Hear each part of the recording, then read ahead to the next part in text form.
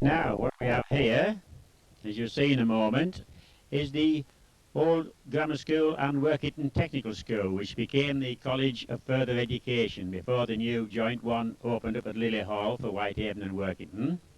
The next few shots are showing the demolition of this building.